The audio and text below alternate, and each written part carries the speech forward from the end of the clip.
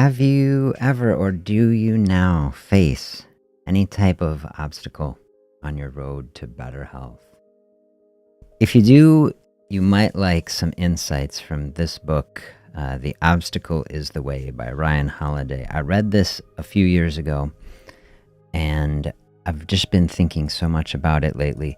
If you've been following along with me on the channel, you know I've been reading through a book, The Mountain is You, which I really have been liking.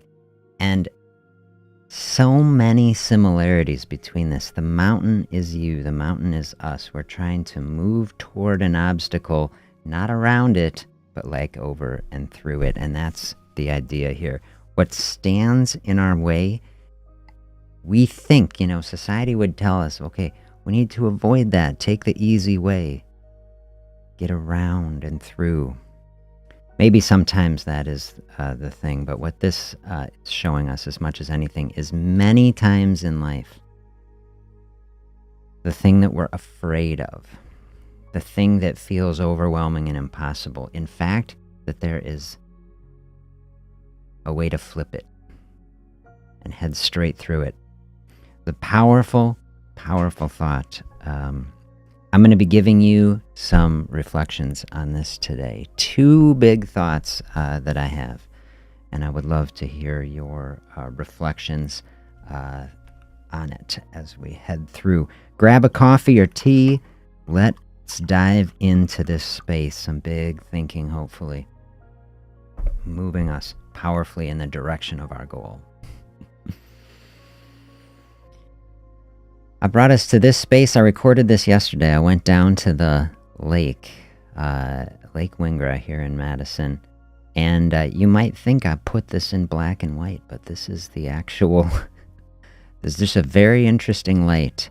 And I just thought it was interesting. About 13 degrees, windy, cold, and watching these, ducks and geese and things. They flew up here. They thought it was time, and now they're getting blasted in the cold. It's fun. It's fun to watch them. You'll see them huddle around in their little groups. And hopefully this will give us a good reflection space for this thinking. How are you doing? I hope you are doing well. Let me know in the comments as we are diving in. Today I'm just going to look at the preface of this book, okay?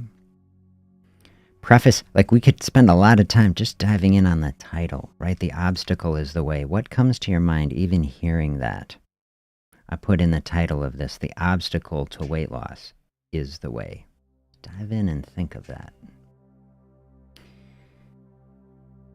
The foundation of this book is writing from Marcus Aurelius. This is how the preface starts. In the year 170, at night in his tent, on the front lines of the war in Germania, Marcus Aurelius, emperor of the Roman Empire, sat down to write. Not to an audience or for publication, but to himself and for himself.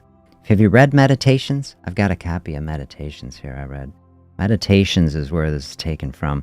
It's like his personal diary, Emperor of Rome, Roman Empire, writing to himself, and somehow, I don't actually know the story of how this was preserved. But a lot of good advice he gave himself and reflections. This gentleman who wrote this book, Ryan Holiday, kind of a scholar on Marcus Aurelius, and he's giving us like the core advice from it.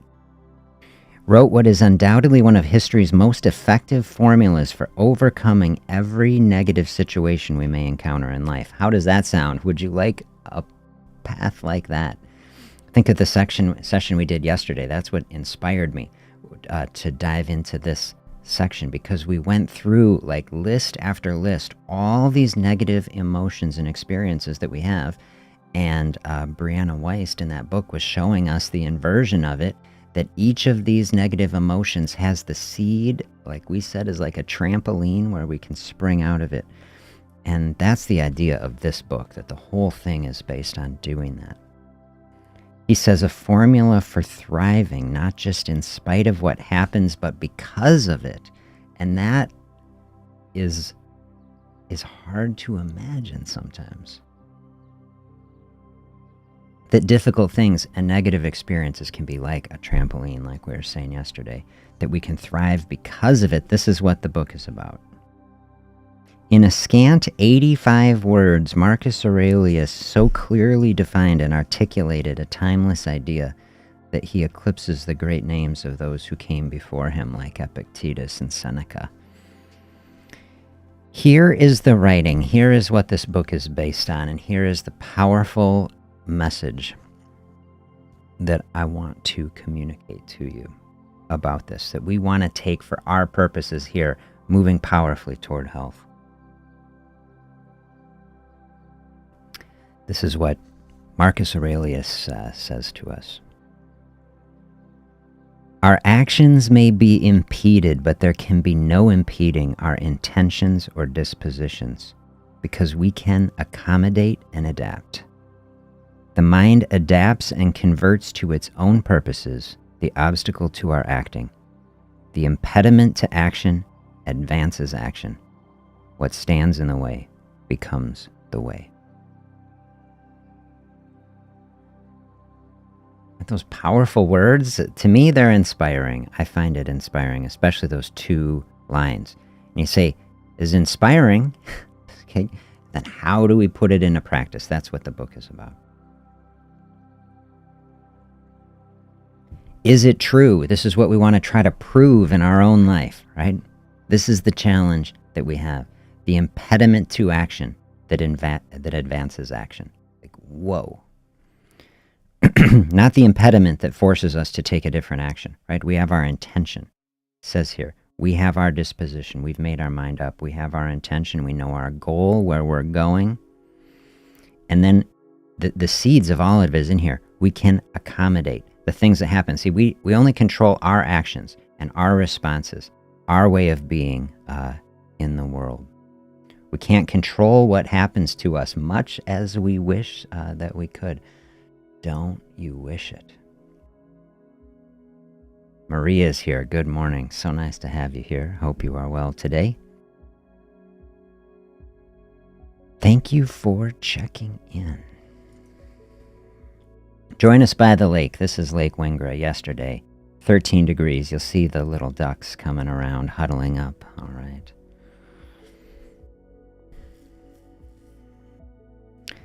The impediment to action advances action because we can accommodate anything that we happen. This is what a mind is, right? We're taking the things that happen, processing, bending it to our own purpose, right? Something that is happening in the world, we say, didn't like it, but we adapt.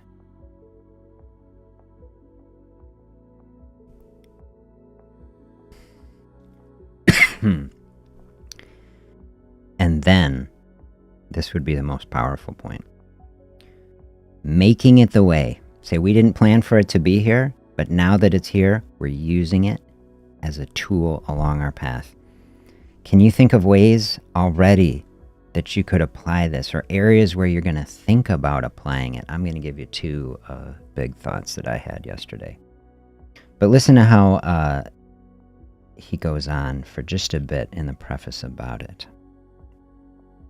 In Marcus's words, is the secret to an art known as turning obstacles upside down, to act with a reverse clause, so that there was always a way out, always another route to get where you need to go, that setbacks or problems are always expected and never permanent,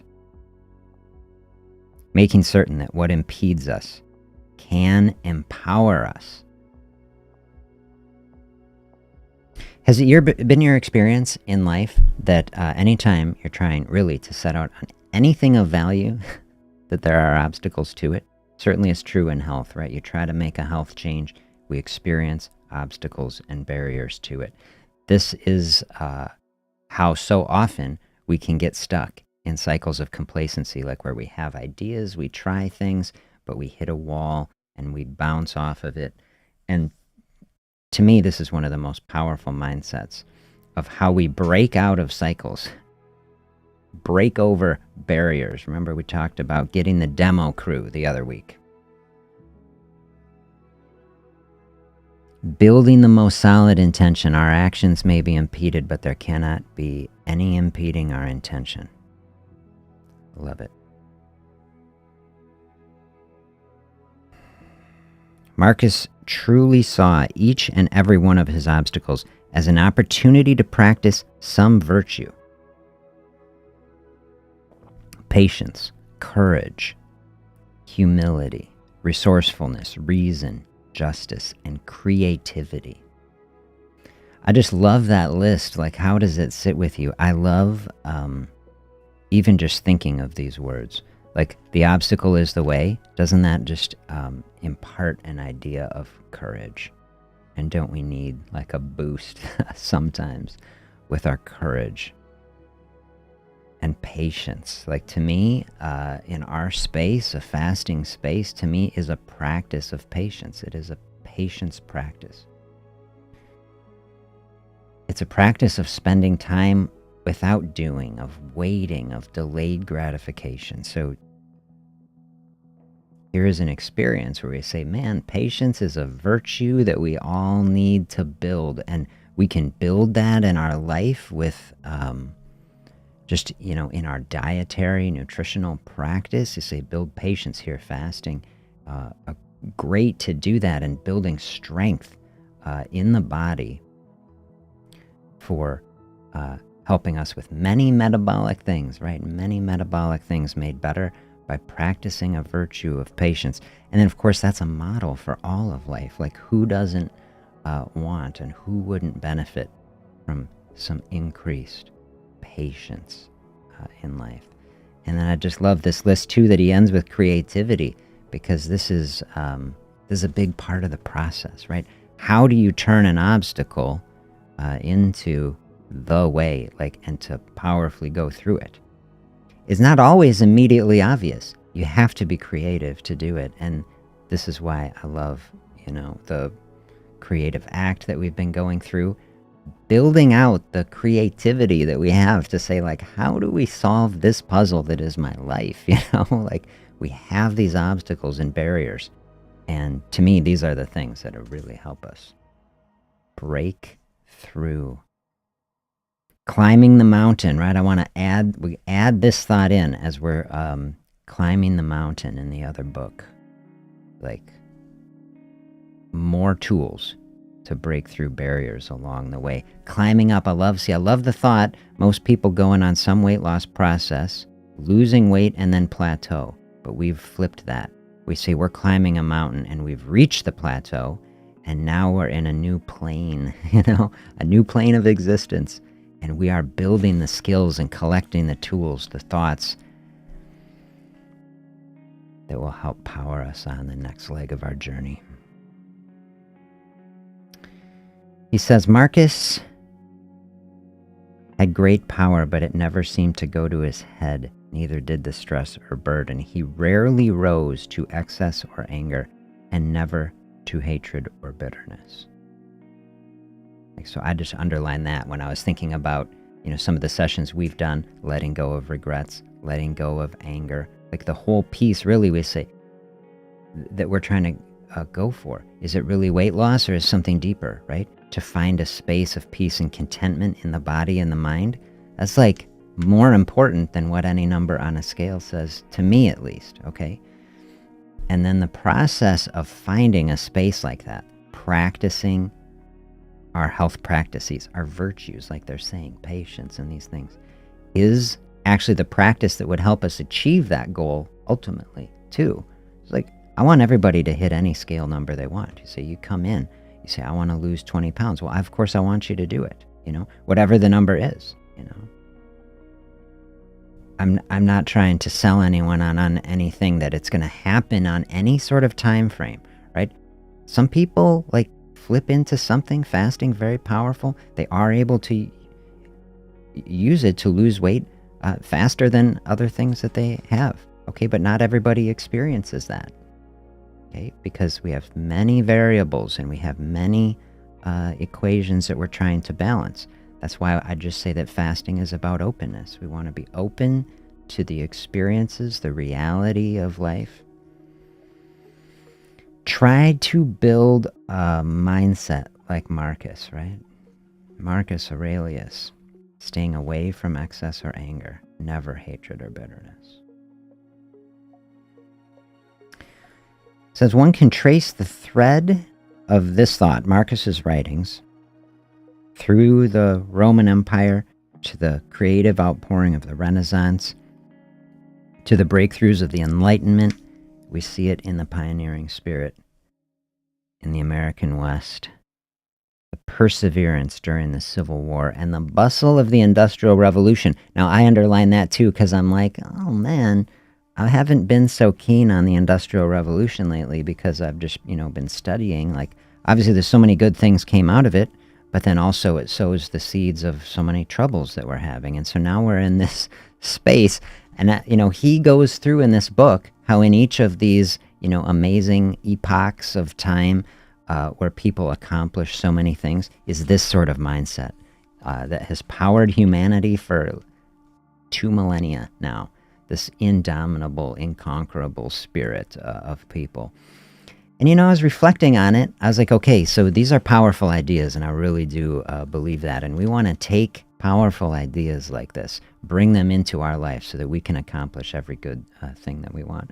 But I double underlined Industrial Revolution because it's like, okay, the ideas are powerful, but like we really have to be clear, I think, on what it is that we actually want, And because, you take some powerful ideas and you put some human spirit behind it, and you might just create something different. And this is, I think, what we're doing right now. We did the talk on AI and energy usage and the situation that we're at right now in this moment with energy, and that our bodies are mirroring society in so many ways, so many things out of balance. And so I think, this is what I want to do. A fasting space to me, okay, doing many things in the body, clarifying things, help to burn through excess, also opening up a space that is a very deep space for contemplation and, to think about big issues. What is the type of life that we want to create for ourselves? What kind of life are we creating here in society too? Like if we want to think a new thought, like can fasting actually be a basis of that? Like I'm not opposed to technology. Look how I am using technology to connect with you now, and I love it. And I'm not opposed to it. But I do sit here and think about how much energy I'm using, and I look in the beautiful environment like the lake, and I think like, there's gray area too, where it's like some coal plant, the coal plant just 3 blocks basically from my house here at the University of Wisconsin. So we're burning up, stuff so that I can do this. And fasting space is what I want to show, to help us to be very thoughtful, think about energy and nature and our connection to it in these cycles. And then we want to think of thought, can the future, does it have to be only technological, Fasting has been a part of the human experience for eons, right? You go back to the original physician writings of Hippocrates, they would help people fast and unleash healing within the body, Food is medicine, and fasting can be medicine in a certain way. And so the type of innovation that I would like to see both in medicine and society, okay, make every new technology, okay, and let's try to make it as efficient as possible, and hopefully someone can build us a fusion reactor one day. But like also, let's like not miss the ground balls, like the fundamentals and the basics. Like just because we have technology now doesn't mean that the rules have changed about how the human body operates, and we need to reconnect ourselves, I say, as much as possible to the natural cycles that have brought health and healing to the body. And it's very clear to me that the body thrives from some open space. Our mental health benefits from that, right? To shut the distractions down for a while, disconnect from the technology a bit. do some breathing and thinking, and our body certainly, which is the same, right? Mind, body, the same, certainly connects with some space where we can burn through the excess, center things, bring things back into a baseline. He ends the preface here like this: we are the rightful heirs of this tradition, our birthright. That's bold. Whatever we face, we have a choice. Will we be blocked by obstacles, or will we advance through and over them?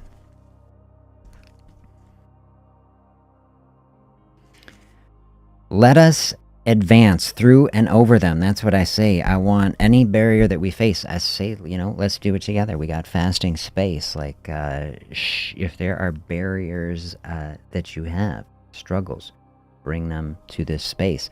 I'm just happy to have people share struggles and difficulties. That's the thing I actually want the most. I'm not the type of person to say, I'm not a big cheerleader, really. I'm not trying to hype anything, I'm not trying to say, like, look at fasting. It's like the easiest thing in the entire world. Like, you just do this and like your life will never be the same, and it'll just be, perfect, and it's all rainbows and things. The thing of it is, from my perspective, it's real, It's like, it's not some hype on some infomercial somewhere. It's like the real deep physiology of the body. It's just completely connected to the reality of existing in the world. To me, is very, very grounded. And that means that anything that is real and grounded and present in this world has, both opportunity and struggle mixed in it, That's just the reality. And but it means that there's great opportunity, and that's what I say about fasting. It is a great opportunity. There are health pathways that we have not really practiced in our lives, certainly in society, in medicine. And so we say here, like these little ducks in the cold, it's like, let's huddle up here a little bit. I think that's what they're doing. They're trying to stay warm in a space. Sometimes I envision trying to be healthy in the modern world, like these little collections of these birds kind of huddled up. It's like there are winds blowing, it's cold. This is like the information landscape. Everybody says this or that. How do we even know what to think? Okay, let's be grounded, centered, collect with some thoughtful people, and look toward the light. This is what the birds are doing, right? They are migrating for spring. They are looking toward the light. They are overcoming their obstacle together. This is giving us like the natural metaphor of what we are trying to do. Move toward every good and healthy thing that creates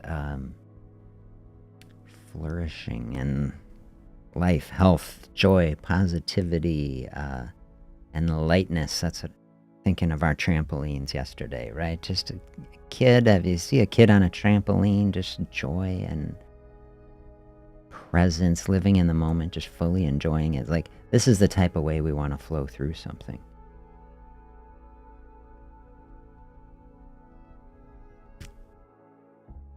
Floating through a space, I've used the analogy a lot on the channel, like a sailboat, right? We'll see in the spring out here, people will be getting their sailboats out on the lake. Breeze will be blowing people through. We can look at the birds right now on the water and just see, okay, they're just floating there, right? They're floating along. They are making it through this space. See, this isn't a very nice day, I think, for the ducks out on this lake. They came up here. They thought it's going to be beautiful Wisconsin spring.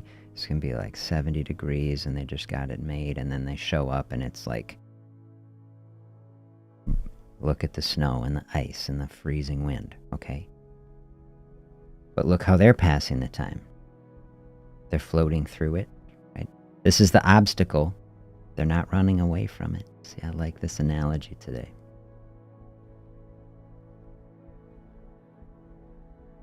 Floating through our obstacle.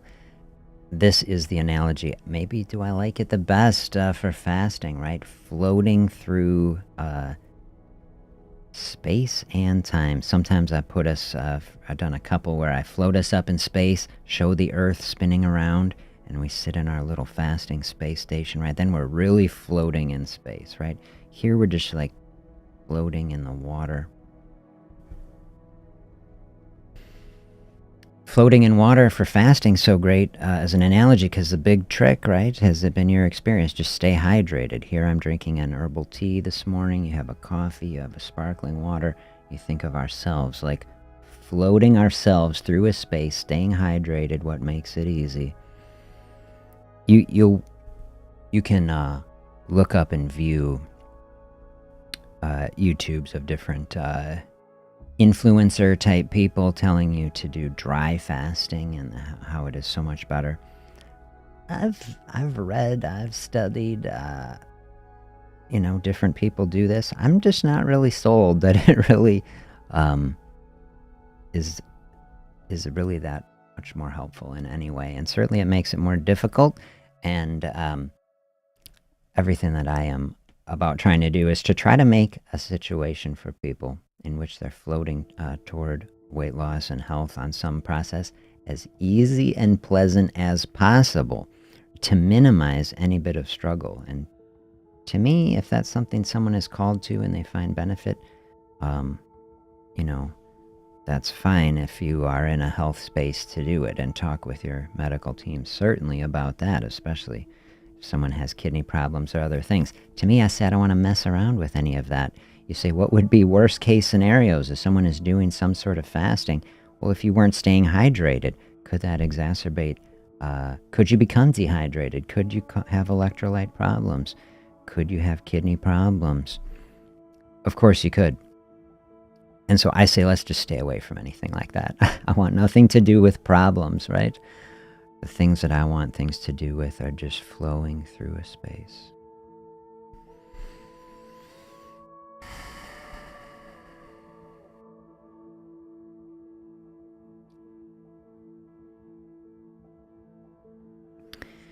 Trying to be mindful and focusing on today instead of focusing on end weight loss goals has been a major change to my thinking. I am getting there. Hey, thank you so much for sharing that. I'm really happy to hear that. That is probably one of the biggest insights I've taken away from Atomic Habits so far as we've been stepping through it, is to just see our goal as one point on this graph, and that think of all the points, all the days like on that journey, and that we can get overwhelmed by that. Amazingly, it can take us off course. If we're so focused in on that, it can take us out of this present moment, make it more difficult to do the actual fundamental things that are moving us on that path. And that when we take that pressure off, we start living in the present, bringing things here into this moment. It opens up the possibility that something else happens, that it doesn't look exactly the way we thought it might. And when we focus here in this moment, in this space, okay, I think it's good to have goals. Part of that, and he doesn't say it necessarily, it's not like there can never be any value to having a goal.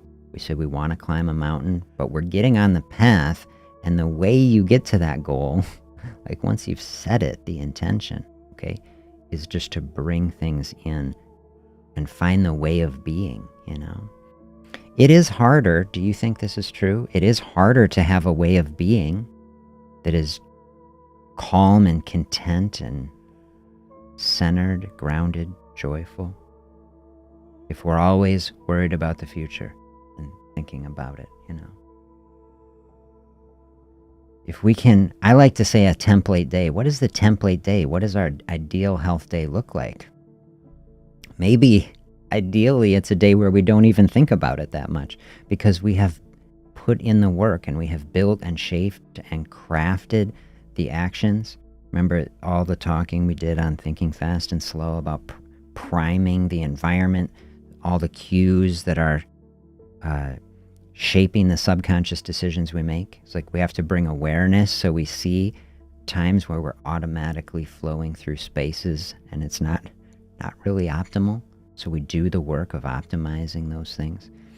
The ideal future is to say, okay, I'm just stepping through a day where I don't really have to make that many decisions. And what feels natural because we've made it normal, we've made it a part of our routine, are actually the processes that help us take today's step. So that over time, as we're flowing through that space, like that goal that we have is just one point on the curve, and then we're compounding. And then that's just the launch pad from that point.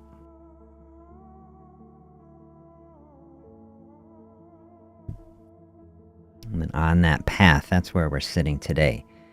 Obstacles going to come on that path. We say, oh, well, every day could just be the same. I just do this, I just do this. Okay, but then life happens, right?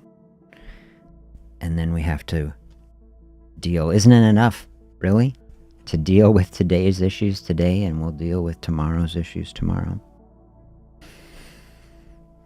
Here are the two things I wrote down from this mindset. Obstacle to weight loss is the way. I'm going to read this book again. We'll read through it, step through it live. And, when I read this before, I wasn't, dialed in completely, on saying, how do we squeeze every little weight loss thing out of it? Now we will do it with the rest of our things. Merge all this thinking together as best we can. I did do one video. It might have been 2 years ago. Should look up what it is. It says Joy on the Journey on the thumbnail image. And it shows me hiking up. I hiked up this mountain in Yellowstone when we were out there. And I was reading this book. I was doing like a vlog. Did you see it? Where I was holding the camera. I was talking to the camera, reading Marcus Aurelius as we walked up the mountain, like overcoming our obstacle. I really did like that. I think I read this same quote in that video. It's just such a powerful frame of mind. Okay, the obstacle is the way. Listen to this perspective. Just to me, this is a powerful insight. I don't know how other people see it. We are here, okay, moving toward better health. I want people to lose weight, okay? Anybody who is here who wants to lose weight, I want you to achieve your goal, okay? So, and then I want broader health beyond that, metabolically, mentally, okay, everything. Holistic well-being I want for people. But if you say one part of that process, lose weight, we say body fat is here. It is an obstacle. Hard to get rid of, right? This is people's experience. People say, I've wanted it gone for years and years and years. Hasn't happened. Is like an obstacle. Think about this message. The obstacle is the way, okay? Body fat is the obstacle. We're trying to get rid of it, overcome it, okay? What is it? Actually, it is fuel that powers the body. The body is storing it for us to power our body and life in the absence of food. So the obstacle, quite literally, is the way. We use the body fat in order to get rid of it. Like, the obstacle is the way. We use the obstacle, against itself, and that is the pathway through it. Really, there's no other way to do it. Any weight loss process is utilizing this resource, whether it is, exercising it out, burning it up that way, or, we're taking some medication. This is the way of the day, right? You say, well, what does a medication do? Helps you to eat less so that you can access and use this energy. Like, you have to use it. The obstacle is the way in the broader space. Here in this space, the fasting space is like easier to see directly, I say. Whereas the actual purpose of it is to power the body in the absence of food. And so fasting is the pure physiology where this is literally the most important physiologic space for body fat. This is what keeps people alive. This is the purpose. The obstacle really is the way through it. So to me, I find that to be a profound connection to this book. And then the second thought is okay, so if we understand that and we say, okay, that's easy to see, or would you agree? Is it easier to see? Okay, well, what is the obstacle to actually doing that? Okay, the primary obstacle to doing that, telling me if you agree, is that we feel hungry. Okay, it's like eating is very pleasant and it helps us avoid hunger, especially our bodies are in cycles. When we're used to eating, then we feel hungry. Amazingly, as we practice fasting, is often the remedy for excessive hunger, that we pass through it. So hunger is the obstacle, okay?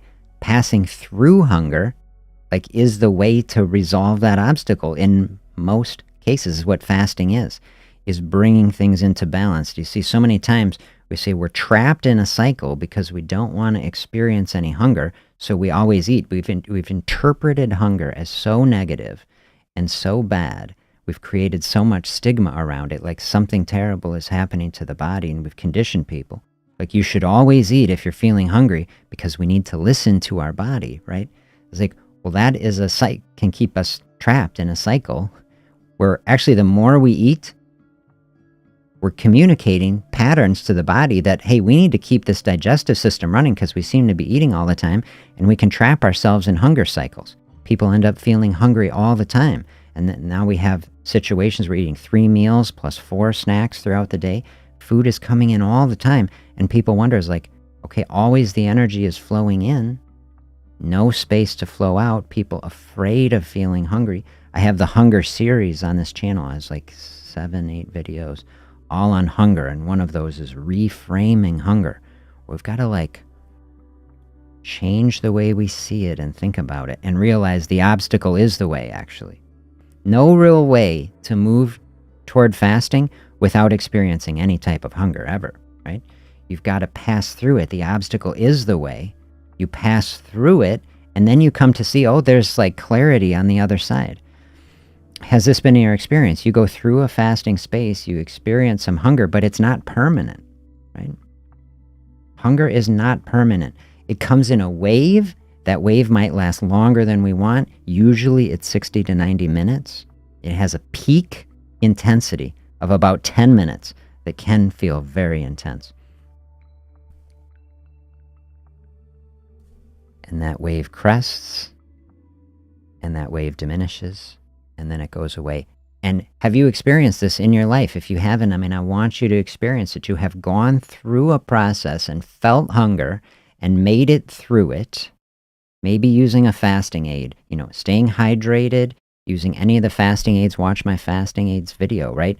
My beautiful chia lime drink, using a fiber supplement, with or without juice, using broth, like such a great aid, okay? So we flow through that space, or just pure water, like the ultimate space. And you get to the other side of it. Or maybe, have you had this experience where you were planning on eating, but were just distracted? You got busy at work. You got busy with this or that. You got stuck in traffic. You were here or there. And it's like all of a sudden you went through that space. You were so distracted by something. And now it was hours later. And you're like, oh, I'm not hungry. Like, if you had been standing in the fridge or in the kitchen staring at the fridge, you would have gotten hungry. You would have ate something. But you were distracted. All the hormones that can control how we feel hungry based on our patterns, they still came out, but it didn't raise to the level of consciousness of whatever was important. And then the hormones went away, and then you're not hungry anymore. Like, how wild is that? This is what I want people to see.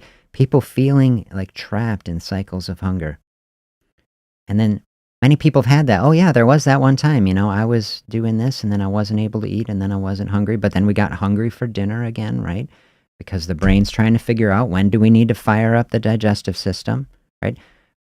Body would always prefer to do that. Like, if we have access to food, right, just think about it. If we have access to food and we can eat food now, why would we burn the reserves? This is what the body's thinking. Reserves are for the time when we really need it, when we don't have the food. Everything in the body about being as efficient as possible. And so, body's like, we got access to food, we're going to eat. Hunger helps keep that system going, right? And then we're going to eat it. But we say, well, we want to change that situation. We want to flow. We want the energy flowing out of the body, pass through some amount of hunger. This is the practice of patience to do it. And then we see, okay, the obstacle's the way. Hunger is an obstacle. We practice flowing through it. You can practice just a few minutes of it, and then you can stop, right? And then you can journal about it and reflect on it. And then maybe tomorrow you lean a little bit more into it. And do you see how we're mirroring a process of weightlifting, right? You understand weightlifting. You want to get big, strong muscles. You start lifting the little weights until they're feeling better. And then you grab some bigger weights and the body will respond, right? You will strengthen. This is what I want people to think of in a fasting space. Fasting space, it can be just a few minutes, you know? We can start at somewhere. Think of atomic habits. We can start at the smallest place. So it doesn't matter where you start, you know? A compounding curve can start at a tiny little space. I'm just going to take one fasting minute. Normally I hit the alarm at 6 and I get up and I eat something at 6:05. You know, we did, wasn't there something in Atomic Habits where he was talking about his 1-minute meditation in the kitchen, right? So maybe 6:05, you know, whatever your experience is, you do your 1-minute meditation. What a beautiful thing. And then 6:06, you do it, you know, or set the alarm a minute early, shift everything, and just start the habit. Say, hey, my way of being in the world is I do a 1-minute meditation, and I just realize, okay, I opened up that tiniest space. Everybody can make it through a minute. And what if, who even cares how long you took? You could take weeks of doing it. And you say, what if it was 2 minutes, you know? What if it was 3? And you just start building from any tiny space, a little seed, and that can sprout and grow into the biggest tree, right?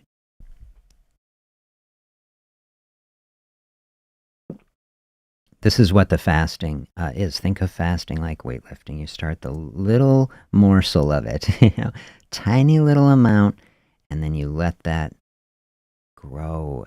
And as you strengthen the body, this is obstacle is the way. That is how you navigate and move through hunger. If hunger is like the key obstacle, you say, okay, we can break it down into the tiniest parts. We've got a lot of time on our hands, and meaning a lot of days, right? And we don't have to solve. Think of it. If we've been struggling with a situation with weight for decades, however long it has been, see, well, let's not crank up the intensity on ourselves. Let's not overwhelm ourselves. If we have multiple decades of a process, we don't have to solve it all in a couple weeks, okay? But can we start the process, like Atomic Habits showing us, to start some compounding and bring that process along, then bring in this mindset. See, the obstacle is the way, which is giving us a powerful, intentional space to say, you know, this thing that has kept me locked in a cycle for so long that I've been afraid of. Remember the virtues he was showing us, courage, that can give us courage to take some steps in a direction right through the obstacle. I hope we can get into some spaces like that. Let me know if you think that is happening or if you think it is not. And I'd be happy to take the thinking, you know, let's approach it all and learn and grow together in this space.